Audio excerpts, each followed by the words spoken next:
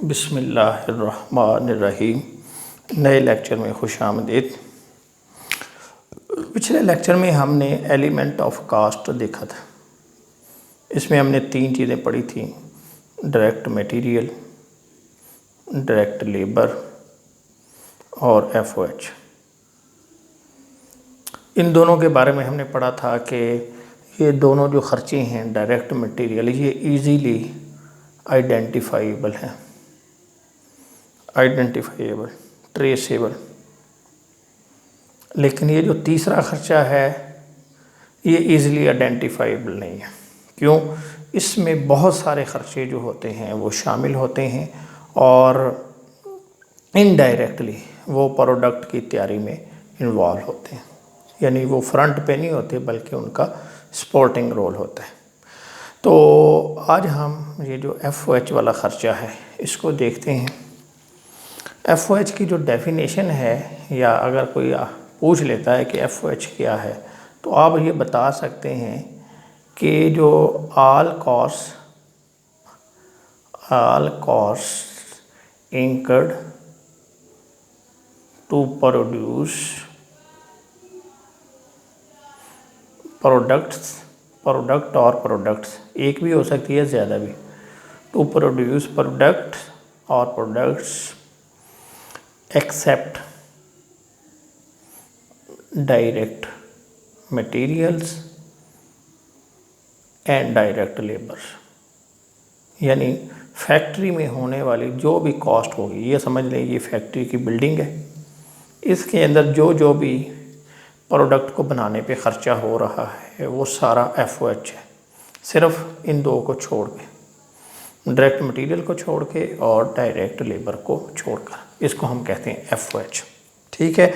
और जितना भी, यानी अब आप खुद अंदाज़ा कर सकते हैं कि एक प्रोडक्ट को बनाने के लिए काफ़ी चीज़ें चाहिए होती हैं हमें, और फिर हमने पूरी फैक्ट्री जो चला रहे हैं, यानी चीज़ों को बनाने में जो लगे हुए हैं, उन सब का शेयर जो है वो भी हमने इसी में शामिल करना होता है।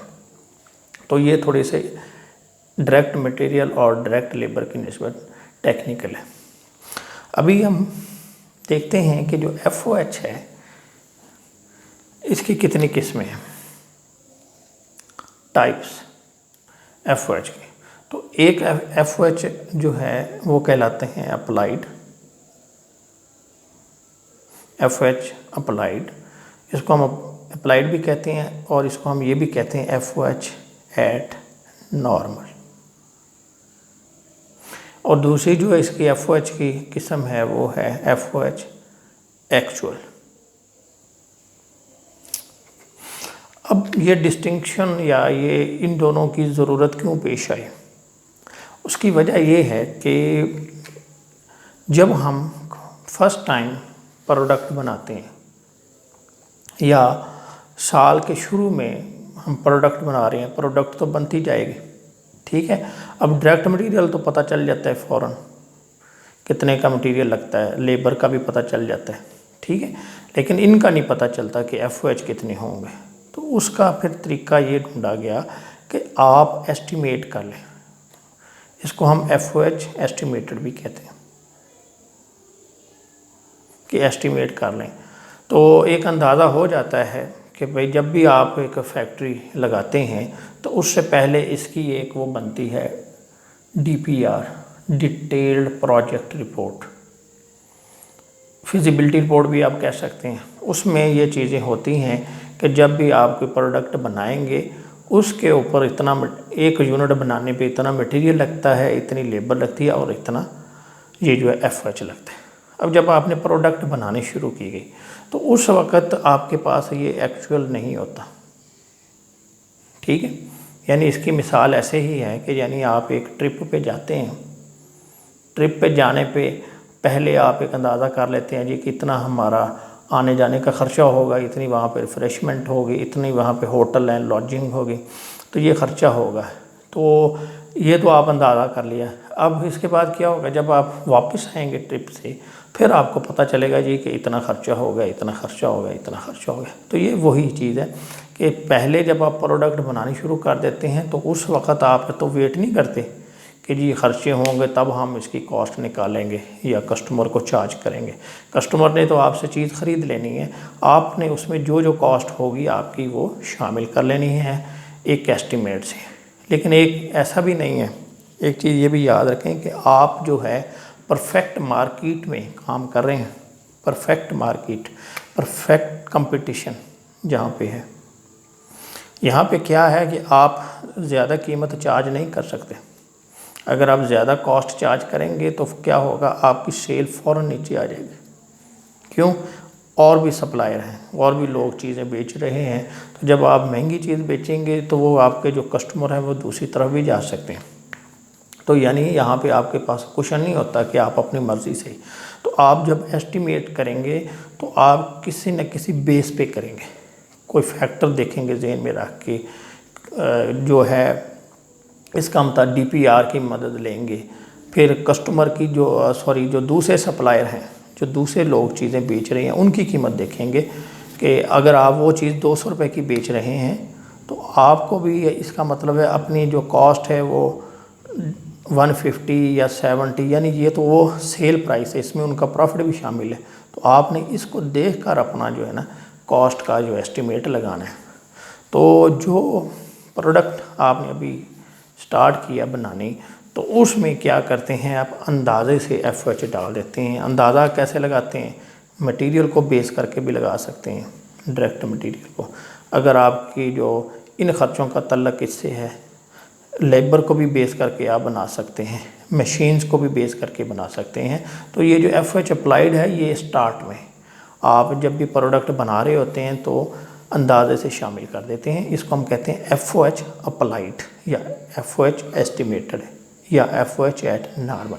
अब क्या होगा, जब साल पूरा हो जाएगा, क्लोज हो जाएगा, तो ये तो आप लगाते रहें, कास्ट निकालते रहें। जब साल ख़त्म होगा तो फिर आपके पास ये एफओएच एक्चुअल आ जाएगा।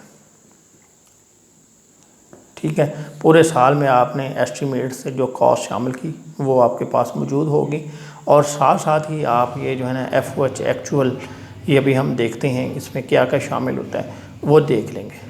अब आपने पूरे साल में जब साल क्लोज हो गया तो इनको कंपेयर करेंगे, यानी ये आप कॉस्ट में शामिल करते रहेंगे, ये आप सेपरेटली रिकॉर्ड रखते रहेंगे।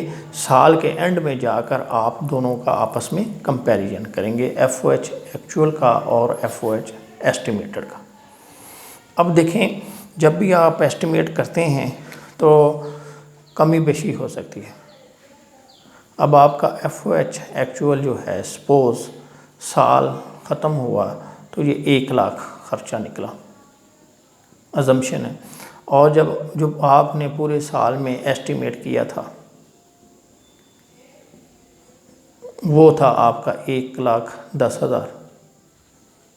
इसका मतलब है आप अपनी जो प्रोडक्ट की कॉस्ट निकालते रहे हैं पहले, उसमें आप इतना जो है ना 10,000 ज़्यादा ऐड कर चुके हैं या अप्लाई कर चुके हैं। तो इसको हम कहते हैं, अगर अप्लाइड ज़्यादा हो तो इसको हम कह देते हैं ओवर अप्लाइड, एफओएच 10,000। ठीक है, तो इसके पैरेलल है कि आपने एक्चुअल जो है वो आपका ये 1,20 आया, यानी एक्चुअल आपका ज़्यादा आया और जो आपने अप्लाई किया था वो कम आया। तो इसको हम कहते हैं under applied, under applied FOH. ठीक है, ये 2 किस्में हैं और इसका ये एंड रिजल्ट है। साल के एंड में जाकर आप क्या करते हैं कि एफओएच अप्लाइड और एफओएच एक्चुअल दोनों को कंपेयर करेंगे। अगर जो है अप्लाई ज़्यादा किया है तो ओवर अप्लाइड, और अगर अप्लाई कम किया है तो इसको हम कहते हैं अंडर अप्लाइड ओवर है। अब इसका क्या करेंगे हम, ये जो निकल आता है अंडर अप्लाइड या ओवर अप्लाइड। अभी मैं आपको एक एग्जांपल देता हूँ कि आप डायरेक्ट मटेरियल कास्ट है 100 रुपये, डायरेक्ट लेबर कास्ट है वो आपकी 100 रुपये, और आपने एफओएच अप्लाई जो किया था तो वो था 90 में, तो आपकी जो कॉस्ट आ गई 290 आ गई। अब साल का जब एंड हुआ तो आपका जो FOH है एक्चुअल वो आ गया 100 रुपये, FOH एक्चुअल 100 रुपये। और जबकि आपने अपनी जो कॉस्ट थी उसमें 90 शामिल किया है, तो ये क्या होगा, अंडर अप्लाइड होगी।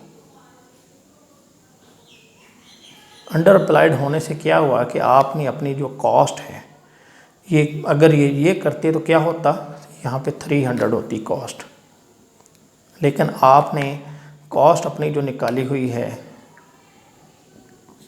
वो निकाली हुई है 290, होनी चाहिए थी ये। यानी अंडर अप्लाइड से क्या होता है कि आपकी कॉस्ट कम आती है, कॉस्ट कम आने से आपका जो प्रॉफिट है वो बढ़ जाता है। अभी आप देखें सेल प्राइस है 400, इसी पे चलते हैं तो क्या करेंगे आप, 290 है आपकी कॉस्ट, तो जब आप यहाँ पे प्रॉफिट निकालेंगे तो आपका प्रॉफिट आएगा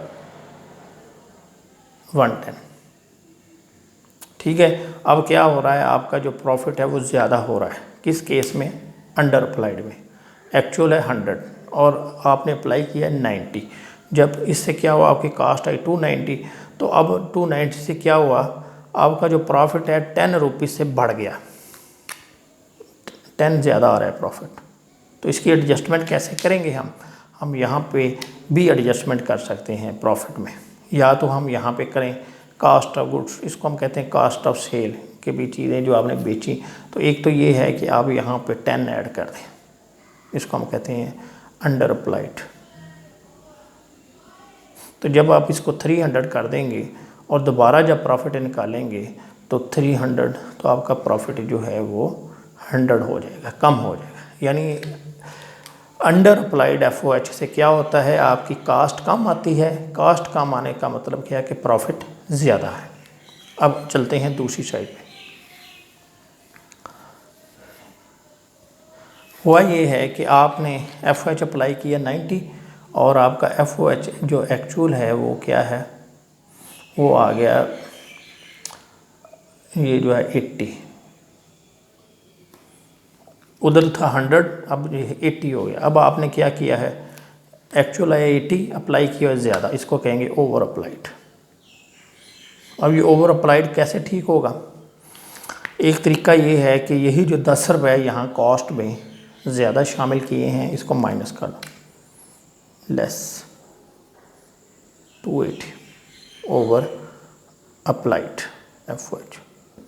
ठीक है, अंडर अप्लाइड से क्या हुआ था, कास्ट कम आई थी, फिर हमने कास्ट बढ़ा दी। ओवर अप्लाइड में क्या है, कास्ट ज़्यादा आ रही है तो हमने उसको कम कर दिया। इससे क्या होगा कि आपका जो प्रॉफिट है वो बढ़ जाएगा। यानी प्रॉफिट अगर आपका पहले था यानी 400 था, सेल प्राइस 400 थी, आपने कॉस्ट जो है वो शामिल की हुई थी 290, तो आपका प्रॉफिट आया था 110। ठीक है, अब क्या होगा कि जब आप इसकी एडजस्टमेंट करेंगे तो जब यहाँ पे 280 लगाएंगे तो ये आपका प्रॉफिट 120 हो जाएगा। ठीक है, यानी ओवर अप्लाइड से कास्ट आपने पहले ज़्यादा निकाली होती है, तो जब आप उसकी एडजस्टमेंट करेंगे तो वो कॉस्ट कम हो जाएगी, कॉस्ट कम होने से क्या होगा, प्रॉफिट बढ़ जाएगा। ठीक हो गया, यानी आपको अंडर अप्लाइड की समझ आ गई। अंडर या ओवर अप्लाइड होता है, ओवर अंडर अप्लाइड FOH, इसकी एडजस्टमेंट जो है किसी तरह भी हो सकती है। एक है तरीका एंटायर प्रोडक्शन। एंटायर प्रोडक्शन से हम क्या मुराद लेते हैं, एक लेते हैं कास्ट ऑफ गुड्स सोल्ड, एक लेते हैं हम फिनिश गुड्स, और तीसरा लेते हैं हम वर्क इन प्रोसेस। यानी जो चीज़ें हमारी बिक गई वही जो कास्ट हमारी कम या ज़्यादा हुई इस प्रोपोर्शनेटली इसको चार्ज कर दिया, जो चीज़ें बिक गई और जो चीज़ें गोदाम में पड़ी हैं तैयार उनको चार्ज कर दी, और जो चीज़ें अभी कुछ सेमी फिनिश्ड कंडीशन में उनको चार्ज कर दें। दूसरा तरीका ये भी हो सकता है कि आप प्रॉफिट के वक्त जो है वो एडजस्टमेंट कर दें, लेकिन नॉर्मली इंटायर प्रोडक्शन को ही चार्ज किया जाता है। तो सिंपल ज़्यादा जो तरीका होता है कि CGS में cost of goods sold under applied जो है वो प्लस कर देंगे और ओवर अप्लाइड हो तो उसको माइनस कर देंगे। ठीक है, लॉजिक भी आपको समझ आ गई, मैंने एग्जांपल से समझा दी कि जब आप अंडर अप्लाइड करते हैं तो इसका मतलब है कॉस्ट में यानी कम शामिल किया होता है, FH कम शामिल किया है तो और शामिल कर दो, बढ़ा दो। और ओवर अप्लाइड में क्या होता है, ओवर अप्लाइड में कि आपने इस कॉस्ट में पहले ही ज़्यादा शामिल की है, कॉस्ट एक्सपेंस ज़्यादा ही शामिल किए हैं, तो जब ज़्यादा शामिल किए हैं तो उसको अगर ठीक करना है तो इसमें से माइनस कर दो। ठीक है, अभी जब हम सवाल करेंगे, क्वेश्चन स्टार्ट करेंगे तो ये आपको और क्लियर हो जाएगा। अभी हम अच्छा, अब अप्लाइड में तो सिंपली क्या होता है, जब आप FOH अप्लाई करते हैं, FOH अप्लाइड तो एक बेस स्टडी के बाद स्टडी किया जाता है, पूरा सिस्टम स्टडी करने के बाद परसेंटेज लगा दी जाती है, तय कर ली जाती है। वो 100% of direct labour, 100% of direct material कोई भी हो सकती है। तो इसको तो कोई मुश्किल नहीं है, सवाल में दिया होता है, आपने उसको चार्ज कर देना। जब आप निकालते हैं FOH एक्चुअल तो इसके लिए आपको पता होना चाहिए कि इसमें कौन कौन से खर्चे शामिल होंगे। ठीक है, फिर वो खर्चे आपने उठाने हैं। तो ये मैंने एक लिस्ट बना दी है जो FOH के एक्चुअल ख़र्चों की है, आप इनको देख लें एक दफ़ा। ये मैं रिपीट भी कर देता हूँ। तो सबसे पहले लिखा हुआ है इनडायरेक्ट मटेरियल, ये FOH का ख़र्चा होता है। इनडायरेक्ट लेबर है, मैन्युफैक्चरिंग ओवरहेड, जिस खर्चे के साथ मैन्युफैक्चरिंग का लफ्ज़ हो, मैन्युफैक्चरिंग, वो FOH वाला होगा। ये एक निशानी है। इनडायरेक्ट मटेरियल, इनडायरेक्ट लेबर तो आपको पहले भी बता चुके हैं, तो वो आपको क्लियर है ये दो। तो लेकिन यहाँ पे निशानी क्या है कि आप जब भी देखें किसी खर्चे के साथ मैन्युफैक्चरिंग लगा है तो वो FOH ही होगा। मैन्युफैक्चरिंग सप्लाईज, मैन्युफैक्चरिंग ओवरहेड, ये FOH का खर्चा। एक दूसरी निशानी है कि जिस खर्चे के साथ फैक्ट्री का लफ्ज़ लगा वो भी FOH का खर्चा होगा। ये देखें, factory rent, factory R&M, repair and maintenance of building, factory repair and maintenance machinery, factory depreciation, factory insurance, factory heat and light, factory air conditioning, factory salaries and wages. Salaries and wages यहाँ पे देखें, एक indirect labour आ रही है। Labour हमने पढ़ा था दो किस्म की है, एक डायरेक्ट और इनडायरेक्ट। डायरेक्ट तो अलग लिखी जाएगी, इनडायरेक्ट इसमें आ जाएगी। ये कहाँ से आ गई सैलरी एंड वेजेस? देखें, अगर हम पार्ट टाइम या वन टाइम किसी को बुलवा लेते हैं फैक्ट्री में, कोई हमारी मशीन ख़राब हो गई, वो हमारे अपने लोगों से ठीक नहीं हुई, तो हमने क्या किया, बाहर से एक बंदा बुलवाया, वो मशीन हमारी ठीक कर गया, उसको हम जो पेमेंट करेंगे शायद वो होगी उसकी वेजेस। या हमने इस बंदे को हायर किया हुआ है, थोड़े से पैसे देते हैं महीने का, और इसे हम कहते हैं कि जब भी कभी हमारी कोई मशीन ख़राब होगी आप ठीक कर दिया करें, इसके बदले में महीने में हम आपको ये एक दे दिया करेंगे अमाउंट। ऐसा भी हो सकता है। तो यानी ऐसे भी लिखा जा सकता है, या इनडायरेक्ट लेबर भी कही जा सकती है। सुपरवाइज़र है, कोई ऑपरेटर है, वो उसको बुलवाया, उस ठीक करवा लिया, तो जिसके साथ ये फैक्ट्री लगा होगा वो आपका FOH का खर्चा। इस तरह फैक्ट्री टैक्सेस, ये याद रखें, फैक्ट्री टैक्सेस, अगर सिर्फ टैक्सेस हो फिर नहीं, फैक्ट्री टैक्सेस लिखा हो तो ये FOH। Factory loose tool, factory supplies, fuel, power, oil, lubricants, ये आपके FOH के खर्चे शामिल होंगे। आगे कंट्रीब्यूशन, कंपनी क्या करती है कि जो लेबर होती है उनकी तनख्वाह से कुछ पैसे काटती है, जिसको हम कहते हैं प्रोविडेंट फंड, और इतने खुद भी कंट्रीब्यूट करती है। यानी अगर सपोज़ 500 रुपये मुलाजम का काटा तो कंपनी खुद भी 500 रुपये देगी और 1000 रुपये प्रोविडेंट फंड अकाउंट में ट्रांसफ़र कर देगी। और ये पैसे जो हैं दोनों, ये जो लेबर होगी, मुलाजिम होंगे, उनको एंड में मिल जाएंगे। तो ये वो हिस्सा है जो कंपनी खुद कंट्रीब्यूट करती है, कंट्रीब्यूशन, ये भी FOH में जाएगा। इसी तरह सोशल सिक्योरिटी, मुलाजमीन को सिक्योरिटी देने के लिए, सोशल सिक्योरिटी, उनके इलाज मालजे के लिए, जैसे पाकिस्तान में आपने सुना होगा सोशल सिक्योरिटी हॉस्पिटल्स हैं, सोशल सिक्योरिटी हॉस्पिटल्स पाकिस्तान में हर शहर में इनकी डिस्पेंसरीज भी हैं, हॉस्पिटल भी हैं। छोटे शहरों में डिस्पेंसरियाँ हैं और बड़े शहरों में हॉस्पिटल हैं, तो वहाँ से इलाज जो लेबर होती है, अगर आप कंट्रीब्यूशन फैक्ट्री जो है वो उनकी कंट्रीब्यूशन करवा देती है, तो इन हस्पताल में फैक्ट्री के जो मुलाजमीन होंगे, वर्कर होंगे, उनका फ्री इलाज होगा और उनको डेली कुछ पैसे भी मिलेंगे। तो ये तकरीबन 7% होती है। ये कंपनी का ख़र्चा है, तो ये ख़र्चा भी कहाँ पे जाएगा? FOH में। ठीक है, तो ये जो स्टूडेंट्स आपने ये जो FOH की ये जो लिस्ट मैंने सामने रखी है, इसको ज़हन में रखना है। इन दो खर्चों का तो आपको बिल्कुल क्लियर है कि इनडायरेक्ट मटेरियल और इनडायरेक्ट लेबर, जिसके साथ मैन्युफैक्चरिंग लगा हो वो FOH का ख़र्चा, जिसके साथ लफ्ज़ फैक्ट्री लगा हो वो FOH का ख़र्चा।